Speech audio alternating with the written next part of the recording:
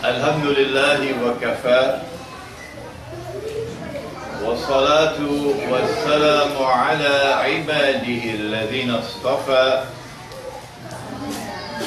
khususan ala afdalihim wa khatamin nabiyyin Muhammadin al-amin وعلى آله وصحبه أجمعين وبعد.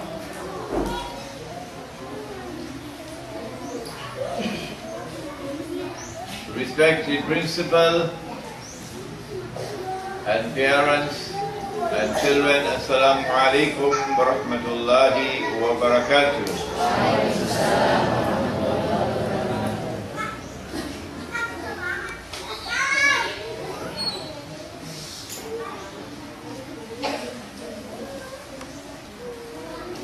The angel Jibreel alayhi salam came into the masjid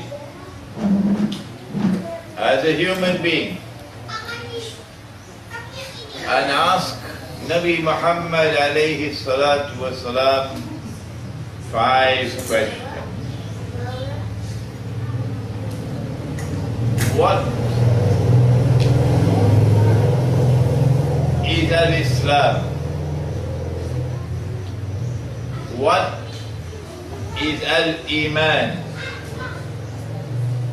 What is al-Ihsan?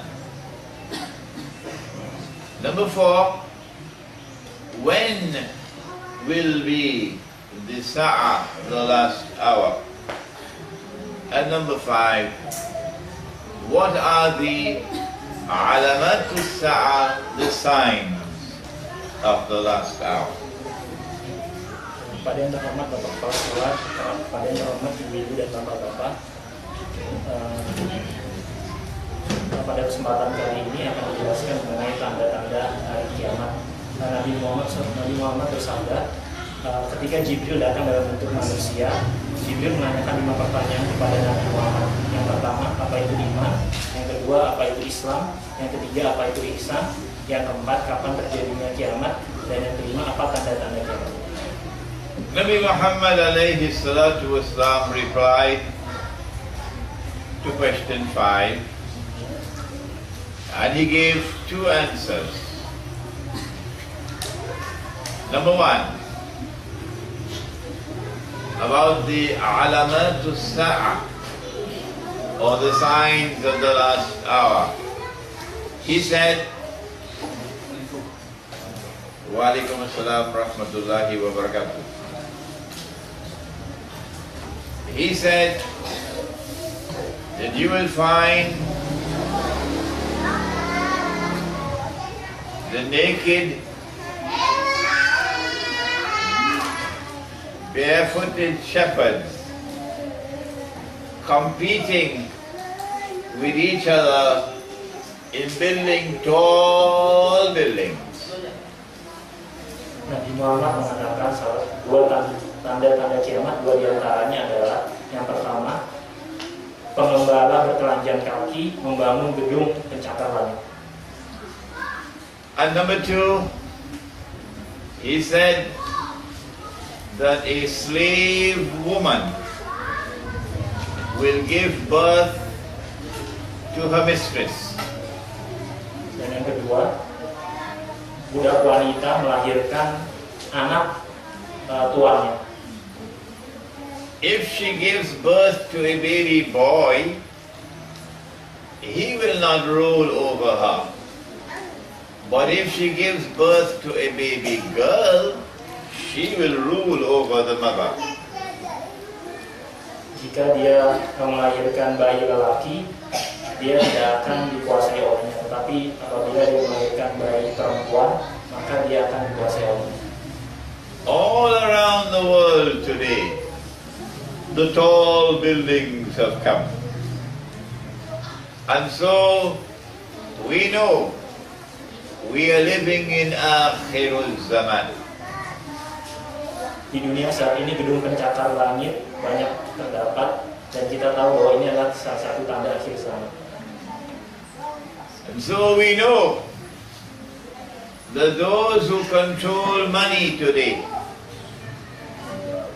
and those who control power today will be a people who will measure progress not by what is in the heart, but by how tall the building is.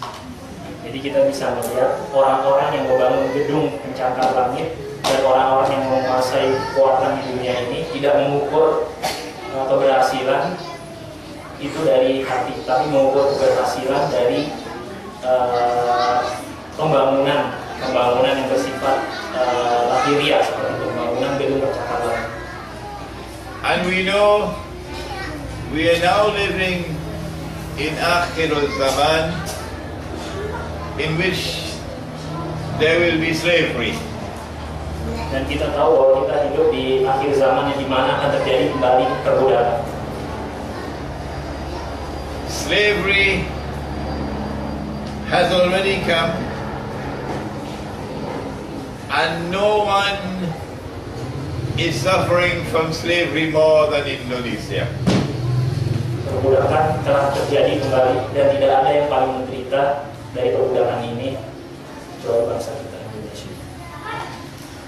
The women of Indonesia are my daughters,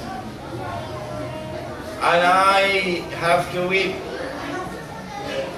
that so many of my daughters have to go to Singapore and work as slaves for the enemies of Islam,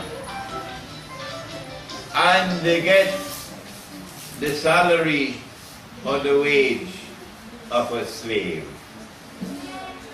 Perempuan Indonesia, wanita Indonesia adalah anak-anak saya, dan saya pergi ke Singapura. Saya mendapati bahwa para pekerja wanita di Singapura digaji layaknya gaji seorang budak. They are treated like slaves in Saudi Arabia. They're treated like slaves in Dubai. They're treated like slaves even by their own Muslim brothers and sisters. Mereka diperlakukan seperti budak di Arab Saudi, mereka diperlakukan seperti budak di Dubai, bahkan mereka diperlakukan budak oleh saudara muslim mereka sendiri. The reason why slavery has come is because of riba. Alasan kenapa perbudakan terjadi adalah karena riba. One form of riba is when you lend money on interest, knowing that the one who borrows cannot pay back. When he cannot pay back, you now enslave him. Salah satu bentuk riba adalah ketika kita meminjamkan uang dengan berbunga. Dengan begitu, seseorang yang dipinjamkan uang dengan cara berbunga tidak akan dapat mengembalikan. Another form of slavery is to take out the money that is in the Quran and Sunnah, dinar and dirham, and replace it with paper. Bentuk yang lain adalah menggantikan dinar, uang emas, dan dirham, koin perak yang terdapat di dalam Quran dengan uang kertas yang tidak ada nilainya. This paper is bogus. This paper is fraudulent. This paper is haram. Uang kertas ini cacat, palsu, dan haram, tidak punya nilai. This paper is a vehicle of the legalized theft to steal the wealth of Indonesia. Uang kertas tidak mempunyai nilai apa-apa selain hanya kertas yang hanya ditulisi. Uang kertas ini merupakan salah satu bentuk atau cara pencurian yang dilegalisasi, dan ini merupakan salah satu sebab mengapa negeri kita menjadi miskin. And yet we cannot get even one alim to stand up and declare this paper money is haram. Dan hingga sekarang kita belum menemukan satu ulama yang menyatakan bahwa uang kertas ini adalah haram.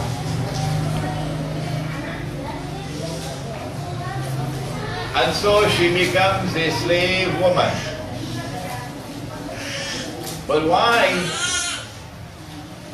is it that if she gives birth to a baby girl, the baby girl will rule over her? But if she gives birth to a baby boy, the baby boy will not rule over her. Why? Tetapi mengapa ketika budak wanita melahirkan perempuan, anak perempuan dari tuannya, mengapa anak perempuan tersebut akan menguasai ibunya? Tetapi apabila budak perempuan itu melahirkan anak lelaki, mengapa anak lelaki itu tidak menguasai ibunya? The answer is connected with Dajjal, Al-Masih al-Dajjal. He is the one who brings the slavery, because this is his paper money. Jawabannya terletak pada Dajjal. Dia adalah yang aktor intelektual yang menciptakan uang kertas ini. The last people to come out to Dajjal will be women, said the Prophet alayhi salatu wassalam. And a man would have to return to his home and tie down his wife, sister, daughter, to protect them from the fitna of Dajjal. Nabi Muhammad SAW bersabda bahwa perempuan nanti akan lebih banyak akan tertipu oleh Dajjal, dan oleh karena itu suami-suaminya akan datang ke rumah dan akan mengikat perempuan-perempuannya dari tipu daya Dajjal. In other words, the modern feminist revolution has come from Dajjal. And in this feminist revolution, strange things are happening. Dengan kata lain, revolusi feminisme modern berasal dari Dajjal, dan dengan revolusi feminisme ini terjadi banyak hal yang aneh. He said, sallallahu ta'ala alayhi wa sallam, women will be dressed and yet naked.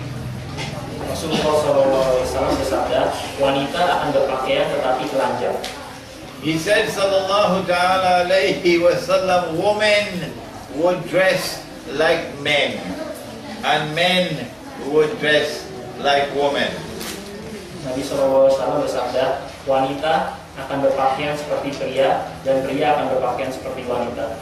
He said that the feminist revolution will bring a sexual revolution, with most children being awladu zina. Revolusi feminisme menghasilkan revolusi seksual, di mana banyak nanti akan lahir anak-anak yang lahir dari hubungan zina. And finally he said, people will be having sexual relations in public like donkeys. Dan beliau, Rasulullah, mengatakan bahwa orang-orang akan melakukan hubungan seks di tempat umum seperti keledai.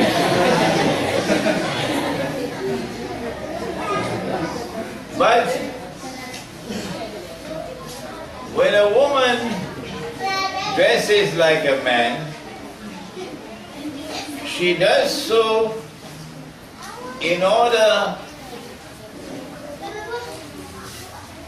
to assume the functional role of men in society. Wanita akan, di akhir zaman ini, wanita akan berperan seperti lelaki untuk menyerupai fungsi pria di dalam masyarakat. As a woman dresses like a man, she will behave like a man. So her voice will become masculine, and her face will no longer be soft.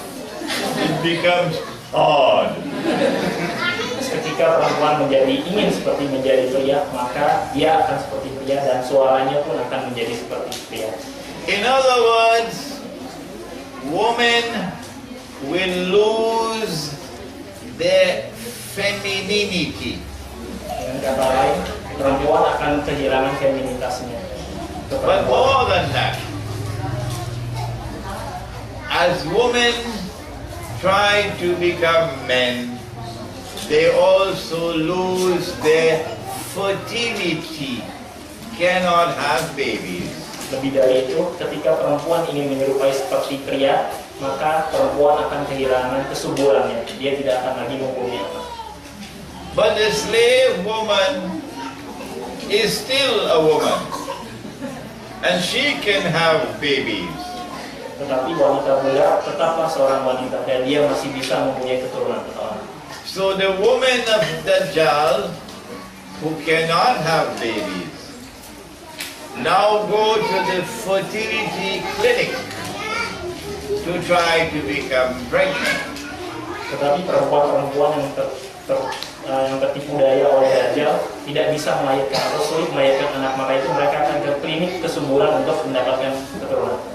And one way would be for the sperm of the husband to be placed in the womb of the slave woman, so she would have a baby that the wife could not have. Dan salah satu cara pria untuk mendapatkan keturunan adalah dia menikahi budak wanita, dan dengan budak wanita itu maka akan dibawa keturunan karena dia masih belum tertipu daya.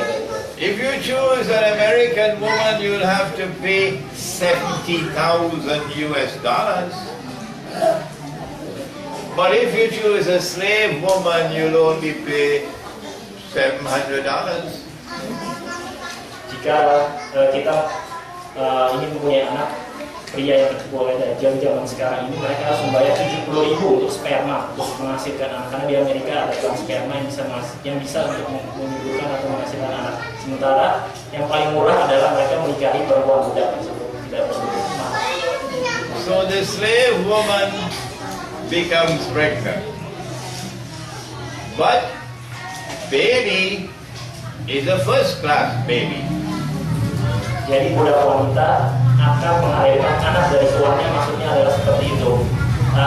Kemudian apabila dia melahirkan, maka anaknya akan menjadi anak yang kelas pertama, sementara ibunya tetap dalam keadaan perbudakan, masih budak. So she has to drink mineral water, not pipe water, mineral water. Jadi bayi itu akan diperlakukan secara eksklusif, minum-minum yang bersih, bukan dari minum-minum yang kotor. And she has to eat good food because it is first class baby. Selama ibu budak ini masih mengandung, dia diperlakukan secara khusus, makanannya dirawat dan semuanya dijaga karena dia ingin mempunyai keturunan. And then the baby is born and she is paid the money. And the baby goes with the woman of Dajjal. Dan ketika bayi itu lahir, maka ibu yang lahirnya itu dicampakkan. Ibu yang jadi budak itu dicampakkan kembali, dan anak itu mengikuti bapak atau ibunya. But why? And I'm going to wait now for your answer. Why? If it is a baby boy, the baby boy does not rule over his mother.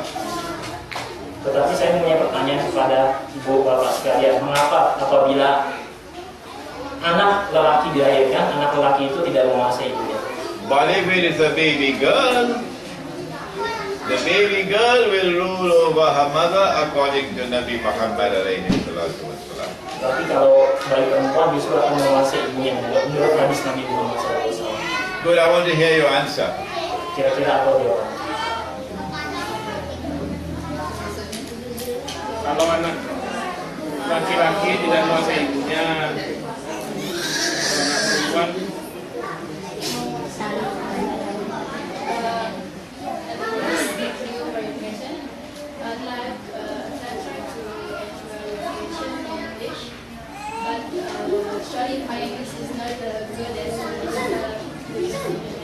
Outside. Outside. tolong ini guru.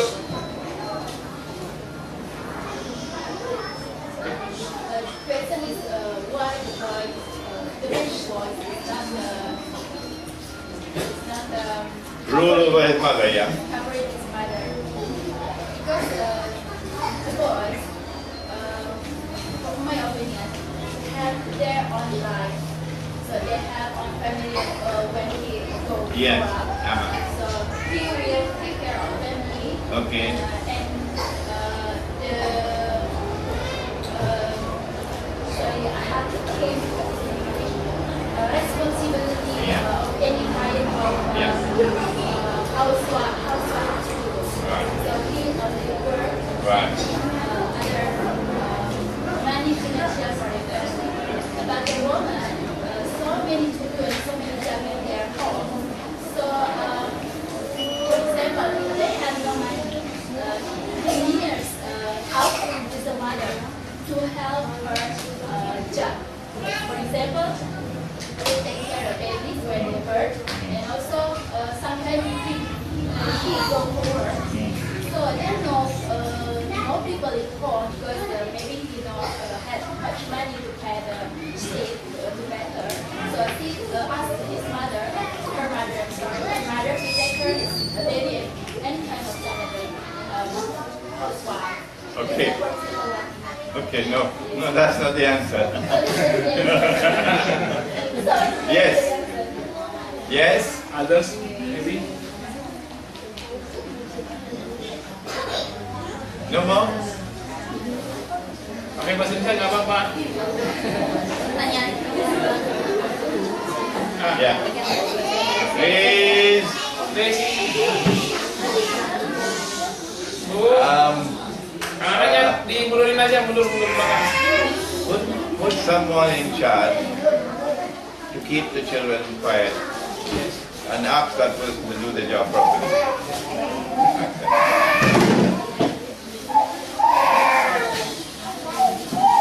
Yes.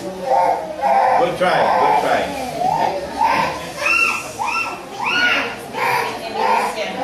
Go ahead. Karena tadi Ustaz bilang kalau dajar perempuan, maka dari itu anak perempuan lebih menguasai ibunya. Kenapa? Tentang dajjal? Karena dajar lebih terkenal identik dengan perempuan. Because dajjal ini attack is on women, so the woman will be most fragile. The exposure. Okay, all right. No, No. no. Anybody else? Could you repeat the question? Okay, here's the question. Pertanyaan. Hadiah haji nanti. Karena laki-laki itu hampir sama dengan kayak perempuan, jadi semua laki-laki pun kadang identik dengan perempuan. Jadi ada aja intinya dan juga akan menguasai semuanya laki-laki dan perempuan. Karena zaman sekarang itu laki-laki identik dengan perempuan. Minimal itu gayanya atau pola. Because dajjal basically will rule over men and women. Ruling men and women. Okay. No. All right. Let's give you the answer now. Yes.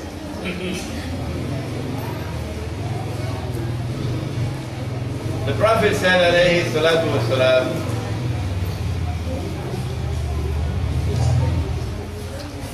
that one of the signs of the last day is that one man would have to maintain 50 women. 50. One man would have to maintain 50 women. He didn't say one man will have to marry 50 women. He said one man will have to maintain 50 women.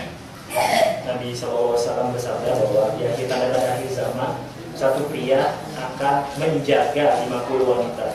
Nabi SAW tidak menyatakan satu pria menikahi 50 wanita, tapi menjaga. What this implies, and now listen carefully, is that in Akhirul Zaman there will be a very great decline in the birth of baby boys. Di akhir zaman nanti akan terjadi kemerosotan luar biasa kelahiran anak lelaki. Every time a baby is born, it's a girl. And only very rare would it be a boy. Di akhir zaman nanti, setiap bayi yang lahir kebanyakan adalah wanita dan sangat jarang sekali bayi pria yang lahir, bayi lelaki. I am on an Islamic lecture tour of Indonesia, and because I speak in English, most of my lectures are in the universities. I was in Yogyakarta and I spoke in 2 or 3 universities, and every time I spoke there were 3 girls to every 1 boy present in the university. Saya sedang berada di Indonesia untuk melakukan roadshow ceramah keliling, dan minggu lalu saya berada di Jogja dan beberapa universitas lainnya, dan saya perhatikan di ruangan terdapat perbandingan antara laki dan wanita 3:1. If Allah gives me life, and I come back after 10 years, maybe there'll be 6 girls to every 1 boy. Jika Allah berikan umur pada saya, mungkin akan menjadi 6:1. So that has already started. The question is, why? Why is it that in Akhirul Zaman less baby boys are being born? Why? Pertanyaannya sekarang adalah, mengapa sekarang di akhir zaman bayi lelaki sedikit? Before we ask you to answer that question, so prepare yourself. Dajjal brings a political system of democracy. 1 man, 1 vote, 1 woman, 1 vote. So when the overwhelming majority are women, the political implication is that in Akhirul Zaman, women will rule the world. Sebelum Anda akan menjawab pertanyaan mengapa lebih banyak bayi lelaki dibanding bayi perempuan, maka akan dikenakan lainnya. Lebih banyak bayi wanita dibanding bayi lelaki, maka akan dikenakan pertanyaan lainnya bahwa terdapat sistem demokrasi di mana 1 orang 1 suara. Dengan 1 orang satu suara ini, dengan pertumbuhan wanita yang lebih banyak, maka diperkirakan wanita akan lebih menguasai parlemen atau menguasai sistem demokrasi. But Allah did not create women to rule over men. No. Allah gave to men the job of the outside world and gave to women responsibility for the inside world. So الرجال قوامون على النساء إلى آخر الآية. Men must maintain women, and men must guard and protect women. Tetapi Allah tidak menugaskan wanita untuk memimpin pria. Sebaliknya, pria harus memimpin atau membimbing wanita. Dan di dalam Quran disebutkan bahwa lelaki adalah pemimpin dari wanita. So in Islam, women do not rule over men. No. Dalam Islam, perempuan, wanita tidak memimpin pria. So if women rule the world, then if she gives birth to a baby girl, the baby girl will rule over the mother. But if she gives birth to a baby boy, the baby boy will not rule the way. Inilah alasannya mengapa wanita menguasai budak wanita tersebut, karena wanita di akhir zaman nanti akan banyak sekali dan mereka menguasai parlemen dan menguasai pemerintahan, dan oleh karena itu otomatis dia juga menguasai ibunya, ibu budak wanita yang telah melahirkan. So Dajjal's plan is that women must rule the world. How? will he get women to rule the world? Number one, democracy, one man, one vote. But number two, he has to cause a very great decline in the birth of baby boys. Jadi Dajjal mempunyai master plan untuk membuat wanita memerintah, menguasai pemerintahan. Dan itu dilakukan dengan dua cara. Pertama, sistem demokrasi, satu orang satu suara. Yang kedua, menurunkan jumlah kelahiran anak lelaki. And so now, you answer me. How is he doing it? That in Akhir Zaman, very few baby boys, only baby girls. Why? Any answers? Sekarang pertanyaannya adalah bagaimana mungkin Dajjal bisa membuat kelahiran bayi wanita lebih banyak dibandingkan bayi lelaki? Ada yang bisa jawab? I'm listening.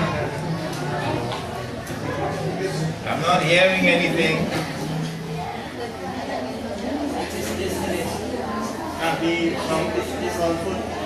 Quiet. Food. Food. Oh, food. Okay, food. Food. Makan. Makan. Makanan. Makanan. Makanan. Okay. Makanan Surabaya, makanan Padang. Okay. Food. Anything else?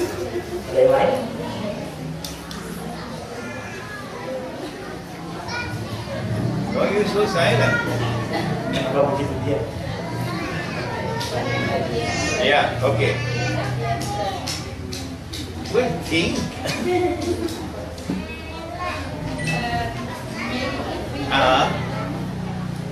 The air. The air. The air. It's not fresh originally. Right. It's already made by others. So he says food, and you say environment. Yes. Yeah, food, environment. Good. We're making progress. Yes.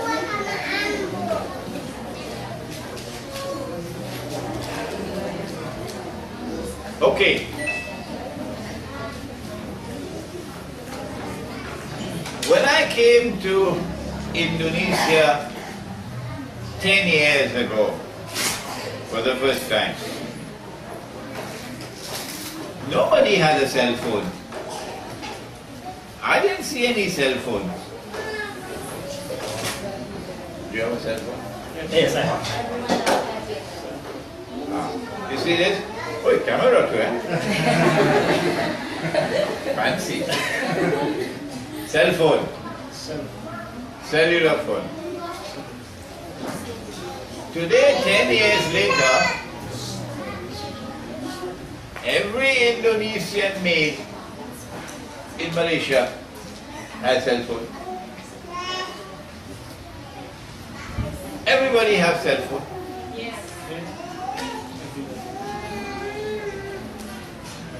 Something suspicious, yeah? So, hey, go ahead. Ketika saya pertama kali di Indonesia tahun 2001, saya menemukan belum banyak, bahkan jarang sekali orang Indonesia memakai telepon. Sekarang tahun 2011 saya menemukan banyak, hampir semua orang Indonesia menggunakan telepon. Dan ketika saya di Malaysia, saya melihat TKI Indonesia sudah semua punya yang memakai. So, there is a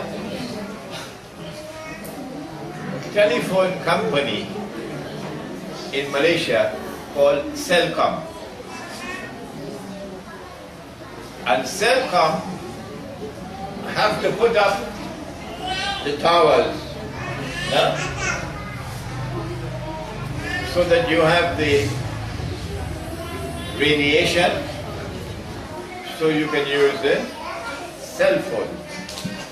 Di Malaysia ada perusahaan bernama Celcom, dan di perusahaan itu mereka membangun menara untuk antena telepon atau komunikasi, dan antena itu mengeluarkan sinar radiasi. Celcom found that those workers who are working on putting up the towers, they only had baby girls, no baby boys. Dan penduduk di sekitar menara Teleponika melakukan radiasi tidak mempunyai bayi lelaki, hanya mempunyai bayi perempuan. The radiation from the cell phone, the radiation from the laptop computer, and from other electronic devices, that radiation was mainly responsible for no baby boys. Radiasi yang disebabkan oleh HP, yang disebabkan oleh laptop dan peralatan elektronik lainnya adalah penyebab mengapa wanita tidak bisa menghasilkan keturunan anak lelaki. The male sperm has male chromosomes and female chromosomes. And if the male chromosome does not fertilize the woman's egg, then the female will do it and a baby girl will be born. Sperma lelaki terdiri dari sperma wanita dan sperma lelaki yang apabila mengalami kelahiran anak maka dia harus melakukan penetrasi ke dalamnya. Tetapi apa yang terjadi apabila sperma lelaki lebih sedikit dibandingkan sperma wanita maka sudah dipastikan bayi perempuan yang akan lahir. The cellular phone's radiation and genetically modified food and environmental pollution were causing the sperms to become weaker until the male chromosome is too weak to fertilize the egg. Radiasi di bidang telekomunikasi bersama dengan rekayasa genetik di bidang makanan dan bersama dengan polusi pencemaran di bidang lingkungan berandil besar dalam menurunkan sperma atau melemahkan sperma sehingga sperma tersebut tidak dapat menembus ovum wanita. Tomorrow, the only place a girl can get a husband who can give her a baby boy is in the remote kampung where there are no cell phones, where you do not have genetically modified food, you have organic food, and no environmental pollution. The baby boy who grows up there in that kampung, that baby boy can become a husband who will give you a baby boy. Nanti di akhir zaman apabila laki yang mempunyai keturunan anak lelaki maka dia harus pergi ke kampung, ke desa yang tidak tersentuh oleh sinar radiasi dari telepon, menara-menara telepon, tidak tersentuh oleh rekayasa makanan genetik dan tidak tersentuh oleh polusi pencemaran lingkungan. Dan dengan itu mereka membesarkan anaknya sehingga anak itu bisa menjadi anak pria dewasa yang bisa menghasilkan keturunan. And so now, you know, Dajjal is attacking your baby boy. You have to keep your baby boys away from radiation. You have to keep your baby boys away from genetically modified food. You have to keep your baby boys away from environmental pollution. Otherwise, your baby boys are going to be damaged, and they cannot give anything else but baby girls. Jadi sekarang Anda tahu bahwa Dajjal menyerang bayi lelaki kita. Bayi lelaki kita terpengaruh atau terkena sinar radiasi, kemudian terkena makanan yang direkayasa genetik, kemudian terkena polusi pencemaran lingkungan. Dajjal ingin menyerang anak lelaki kita, ingin menyerang anak lelaki kita agar tidak bisa memasukkan keturunan lelaki. One more point, and then we end. But this one, you won't be able to sleep tonight. The mothers here will not be able to sleep tonight when you get this one. Satu lagi sebelum kita akhiri mengenai satu hal, dan saya pikir Bapak Ibu sekalian tidak akan bisa tidur malam ini mendengarkan ini. The Prophet said, alayhi salatu wasalam, that men would dress like women. The reason why men would dress like women is because men want to behave like women. Nabi SAW mengatakan bahwa wanita akan berpakaian seperti pria.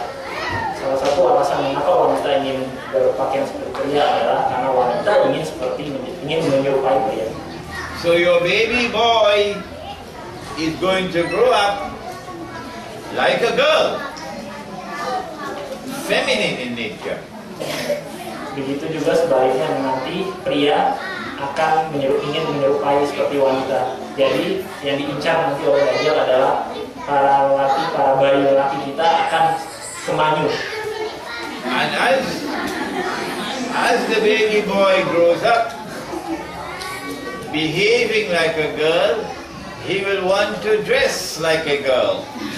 Dan apabila dia bersikap seperti perempuan, maka dia akan ingin berpakaian layaknya seperti wanita.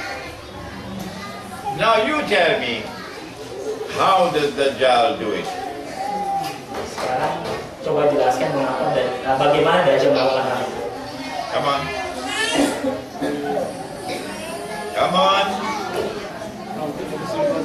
Yes? Jadi Dajjal ini kan maksudnya manusia ya, Dajjalnya maksudnya manusia gitu kan. Ya dia menyebarkan ide-ide tadi ya tentang sifat-sifat menyebarkan ide-ide barat ya, dia bawa ke semua negeri Islam ya. Jadi tadi untuk menunjukkan bahwa supaya berhasil ya mereka tadi jadi menyebarkan ide-ide bahwa ternyata laki perempuan itu sama, ide-ide persamaan itu yang salah satu ya. Banyak ide-ide yang bahwa pernikahan itu segini dan itu ide-ide banyak lain yang dia bawa ya, dia sebarkan ke khususnya negeri-negeri muslim dia bawa gitu kan, yang akhirnya apa tertanam di anak-anak kita tadi bahwa oh iya ya ternyata dari lelaki itu ya, jadi dibayangkan bahwa indahnya jadi perempuan gitu kan, makanya kan mereka datang misalkan ke UIN, ke universitas Islam gitu kan, mereka tadi membawa-bawa ide itu bahwa homoseksual dan yang lain-lain. Dajjal spread the feminist idea such as that the woman and man is equal, and that equality seems like woman has a right to do anything that man can do, and also Dajjal spread in many cultures.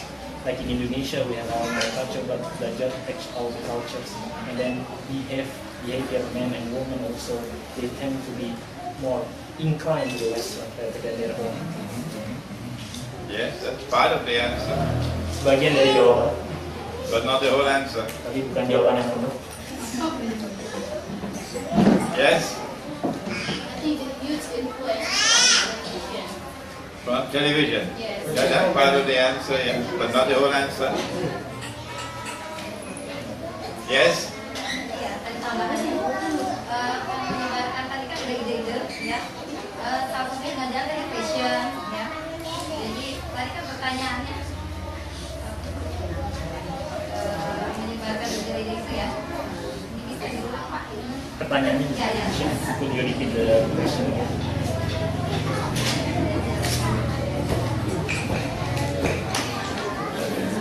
The Prophet said,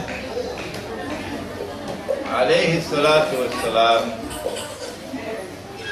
not only would women dress like men, and you see them today in blue jeans, I call it the blue jeans Jaman. But he said that men would dress like women. And I said, when men dress like women, they will behave like women. And so your baby boy is going to grow up behaving more like a girl than a boy. Why is this going to happen? Part of the answer, is television. Part of the answer is following the Western world. But that's not the main answer. Okay.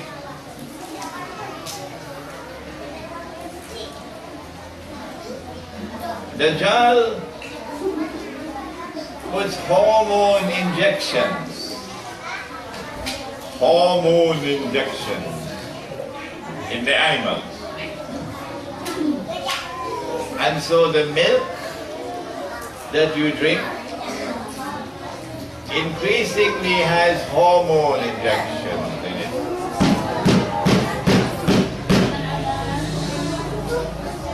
Just 5 more minutes, please. Just 5 more minutes. Sabran Jamila. And the meat has hormone injections in it. And as your babies drink this milk and eat this meat, you will find, excuse me now, I have to say, that baby boys are going to grow up now with having breasts, big, yeah. Jadi yang dilakukan oleh Dajjal adalah dengan memasukkan hormon ke dalam binatang, dan dengan hormon di dalam binatang itu, maka binatang itu akan menghasilkan susu dan menghasilkan daging yang dimakan oleh anak-anak kita, dan anak-anak kita akan terpengaruh oleh hormon tersebut. Dengan hormon tersebut, maka pertumbuhan anak-anak kita akan menjadi seperti wanita, bahkan anak lelaki akan mempunyai payudara yang besar. And your baby girls are going to grow up, yes, with some hair on the face because of the hormone attack of Dajjal. Dan bayi laki-laki kita akan tumbuh menjadi pria dewasa dengan sedikit kumis dan sedikit jenggot. As this attack intensifies, women would naturally become more masculine and men will become more feminine. Dengan serangan ini, maka lelaki akan menjadi semakin feminin, sementara wanita akan menjadi semakin maskulin. And so tomorrow, women will rule the world. Dan besok, wanita akan menguasai dunia. What do we do? The answer is in Suratul Kahfi. The young men fled into a cave, and Allah put them to sleep for 300 years. We must flee from the city to kampung. Don't buy your house in the city. No. Even if you have to go back to kampung and eat nasi goreng all your life. Nasi padang all your life. Go back to kampung. Go to a place where no cell phone can work. Grow your own food for your baby. Don't trust the supermarket. Give your baby boy and baby girl a chance to live where water is clean, where food is pure, and no hormone injections in the milk and meat. Bagaimana kita mengatasinya? Jawabannya terletak dalam surat Al-Kahfi. Di dalam surat Al-Kahfi dikatakan bahwa pemuda-pemuda mengungsi ke gua-gua.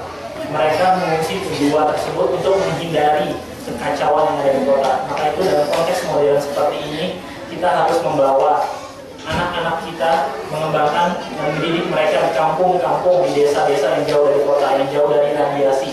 Jangan percaya kepada makanan yang ada di supermarket, karena mereka akan tumbuh dari hormon injeksi yang dimasukkan oleh para perusahaan-perusahaan besar yang produksi makanan. If you do that and you have a baby boy, you got to protect that baby boy, because all the women of the city will come for that baby boy. Jika ibu-ibu mempunyai anak lelaki, maka ibu-ibu harus ekstra hati-hati dan memproteksi anak lelakinya, karena perempuan di kota-kota ingin mencari anak lelaki.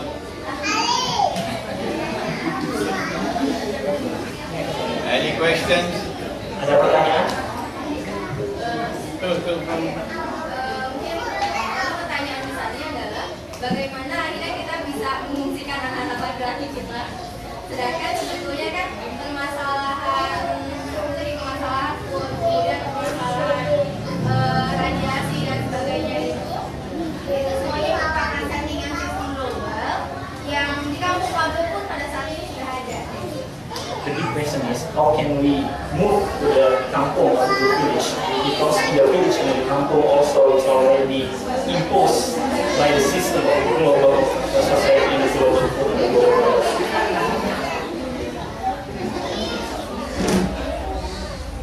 In Surah Ali Imran of the Quran, the angels are taking people into Jahannam. And the angels pause and ask the people, Fima kuntum? What happened that you are now in this state? And they said, Kunna mustada'afina fil ard. We couldn't do anything else. Everywhere was the same thing. Di dalam Quran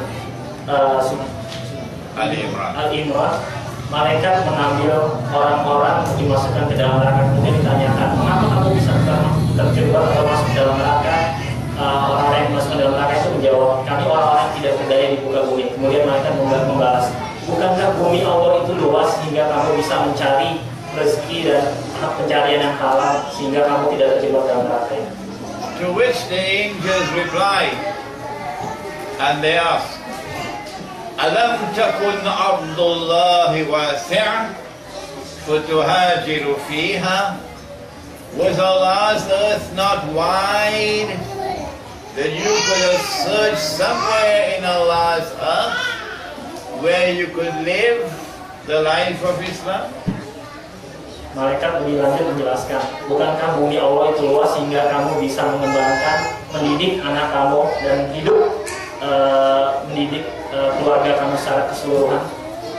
If there is no space in Java, you have Sumatra. You have 1,000 more islands in Indonesia. Jika tidak ada tempat di Jawa untuk keluar dari sistem hubungan global ini, maka kita bisa hijrah pindah ke Sumatera ataupun ke pulau-pulau yang lain, karena Indonesia terdiri dari ribuan pulau. Any more questions? Ada pertanyaan lain? Kalau menurut saya gini, menurut saya gitu ya, saya membayangkan itu bingung kalau kita harus move. Di kampung saya saja yang namanya tower itu sudah banyak gitu kan, mau kemana gitu kan, sampai kayaknya pelosok pun sudah tidak ada yang bisa kita hindari dari westernisasi kita gitu. Jadi kalau menurut saya gitu kan, apakah saya punya pandangan lain terkait dengan permasalahan tadi? Itu kan permasalahannya banyak ya Syekh gitu kan. Jadi saya pikir harus ada solusi besar gitu kan. Dan saya juga ingin tahu bagaimana pandangannya tentang tentang khilafah.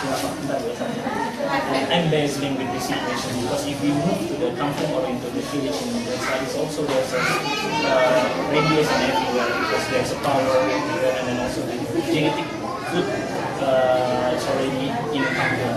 And could you explain me the big answer the concrete ways how we make our own hijrah to the place that is already clean, is already not been exposed by any of this pollution and then radiation and also genetic. And the second one is, what is your opinion about Khilafah? Oh, Khilafah not today. Khilafah bukan hari ini. It's not your work to go and search. Your husband, Bukan tugas ibu untuk mencarinya, tetapi suami ibu. they have to go and search. Mereka yang harus memikirkan dan mencari ibu. And if they search in Java and they cannot find, then go to Sumatra. Jika mereka tidak menemukan di Pulau Jawa, mereka akan pergi ke Pulau Sumatera. See us in a concrete way. It's the only big idea. The concrete way is to go and search. The concrete way is to make hijrah. And hijrah is to move from an area of danger to an area of security. That is hijrah. Jawaban konkretnya adalah kita harus melakukan hijrah. Hijrah tersebut adalah dengan pencarian dari daerah yang berbahaya jadi daerah yang tidak berbahaya. Dan itu kita bisa menjadikan semacam kampung muslim yang tidak terekspos oleh berbagai macam radiasi dan polusi dan makanan yang selalu diradiasi. You have not searched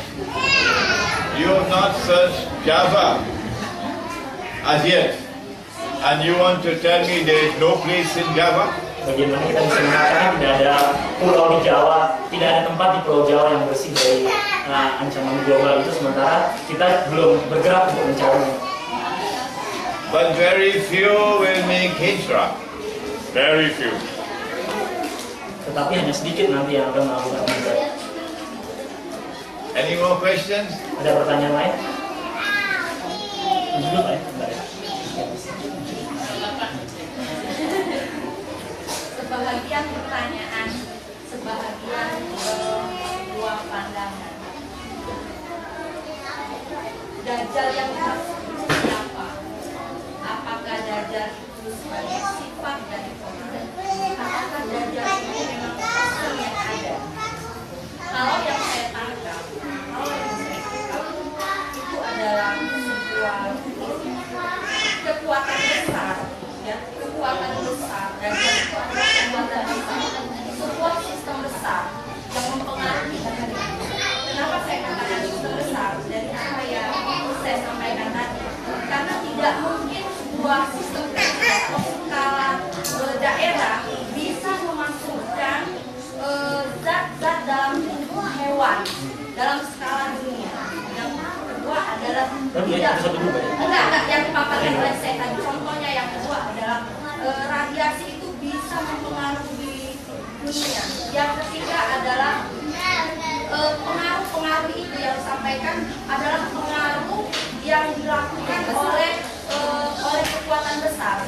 Nah, kalau pengaruh yang dilakukan oleh kekuatan besar, pandangan saya adalah harus dilawan dengan kekuatan besar. Kaum muslimin pernah berjaya dan kaum muslimin tidak lari dari sebuah permasalahan. Kalau kita hijrah, berarti kita rela kaum muslimin tertindas dalam kurun waktu bertahun-tahun. Sampai berapa lama kita harus menghindarkan diri? This question and opinion. The first question is who is Dajjal for your opinion? Is this a system or is it a man or someone? And his opinion is, why should we hijrah? Meanwhile, we can start giving the power to resist Dajjal. Why should we neglect our community? Why should we move away? Why don't we confront Dajjal?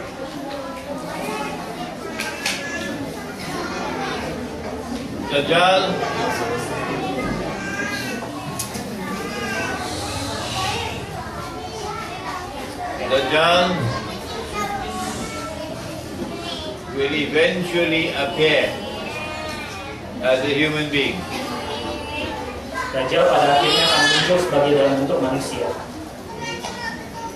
At this time, he's already here.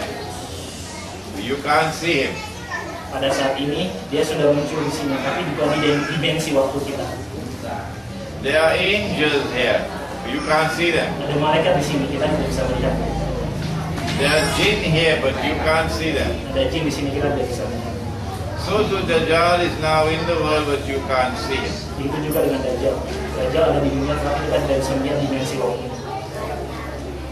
It is Dajjal who has given us this paper money. Adalah Dajjal yang memberikan uang kertas ini, yang menciptakan uang kertas ini. This paper money is haram. And this paper money is also shirk. So long as you're using this paper money, you can't get Allah's barakah. So long as you're using this paper money, you can't bring back khilafah. So long as you're using this paper money, you cannot restore power. Jadi ketika Dajjal bukan berada di dimensi waktu kita, sistem itulah yang bekerja, kaki-kaki tangan untuk menyiapkan karpet merah agar Dajjal nanti pada akhirnya muncul. Dan selama kita masih menggunakan uang yang merupakan ciptaan Dajjal, yang merupakan syirik dan haram, kita belum mendapatkan barakah dari Allah dan belum juga bisa mendirikan khilafah. We have to get rid of this paper. And we have to bring back dinar and dirham. Kita harus menghilangkan uang kertas ini dan kita harus menggantinya dengan dinar dan dirham. If you believe you can do it in the city, go ahead. We don't believe it can be done in the city. We believe it can be done in kampung. Jika ibu mempercayai bahwa kita bisa melakukan hal tersebut di kota, silakan.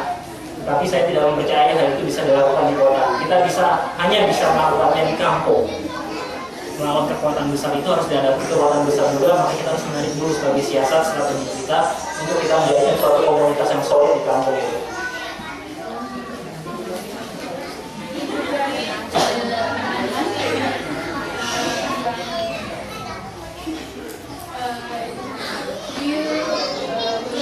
Last question.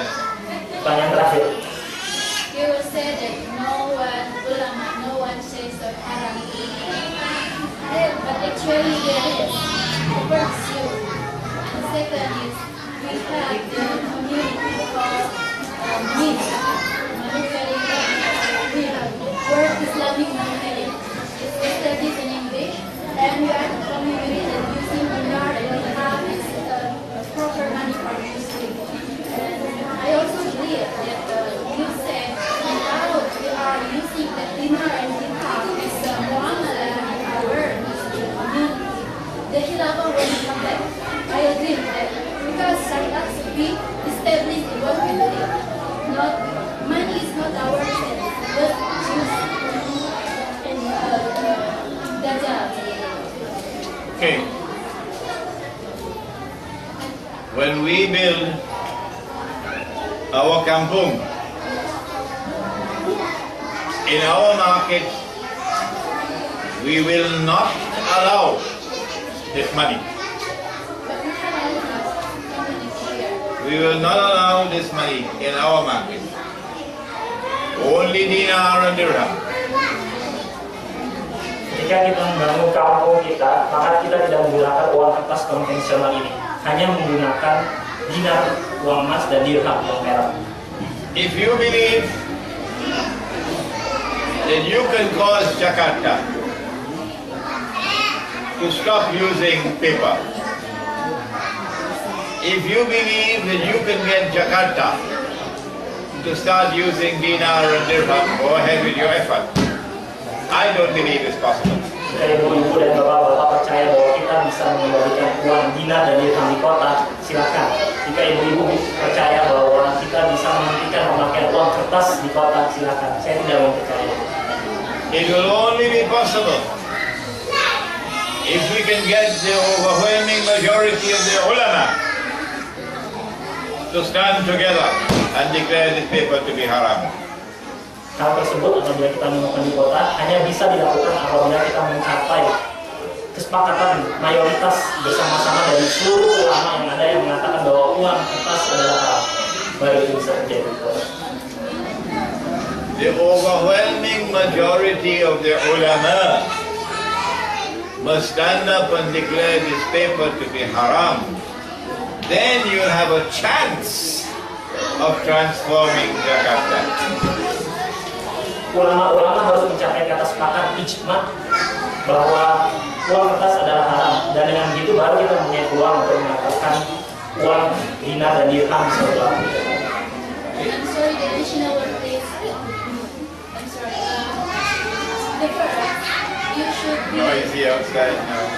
Yeah, I mean, the first you should introduce yourself, because most of us know who are much here at first. We are wondering who are you.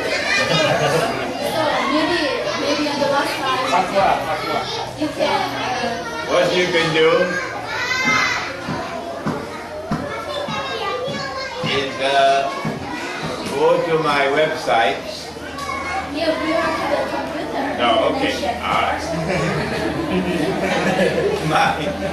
my name. I already know what it is. Yeah, my name is Imran Hosein, and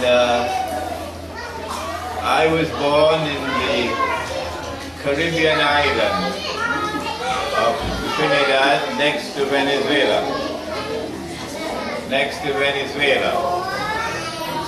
And I studied in Egypt, in Pakistan, and in Switzerland.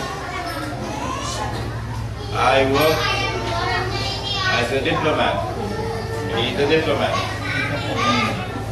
We're both diplomats. I worked in the foreign ministry of Trinidad and Tobago until I gave up my job to preach and to teach Islam. Nama saya Sheikh Imran Hosein. Saya berasal dari Trinidad Tobago, pulau yang tidak jauh dari Venezuela di bawah Amerika Serikat. Saya belajar di Mesir, di Pakistan, dan di Swiss. Saya ini adalah seorang diplomat, dan saya memutuskan karir saya menjadi seorang diplomat dan ada waktu untuk menjadi seorang diplomat. I have written many books. The most famous book, which has become the bestseller, is Jerusalem di dalam Al-Quran. Saya menulis banyak buku, dan di antara buku saya yang paling populer adalah Jerusalem di dalam Al-Quran. Okay? My great-grandfather left India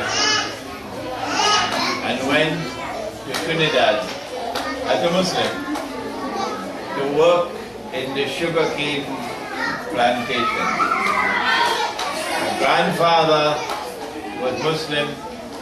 My father was a school principal, a Muslim, and I am Muslim. Kakek moyang saya berasal dari India, kemudian berimigrasi ke Trinidad dan Tobago. Dari sana untuk bekerja sebagai buruh di perkebunan perkebunan gula. Bapak, ibu saya, kakek saya adalah pengasuh pesantren atau pengasuh sekolah Islam di Trinidad dan Tobago. And of all the countries in the world that I have visited, the one that I love most of all to live, to reside, is Java.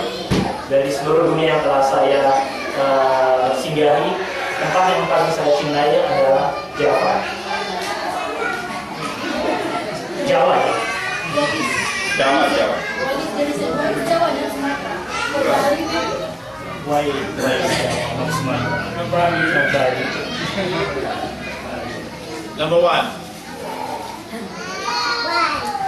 Allah bless Java with rice. Nasi? No. Beras. And so here in Java, we can fight the paper money, best of all. Yeah. Number two, Java has backbone to fight. Java is strong in Islam. Number three, in Singapore, the woman has already become a man.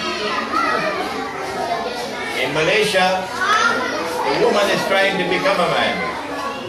But in Java, the woman is still a woman. Ada 3 alasan mengapa saya ingin hidup di Jawa. Pertama, karena Jawa merupakan penghasil beras. Dengan beras itu kita bisa melawan uang kertas yang ada saat ini. Yang kedua,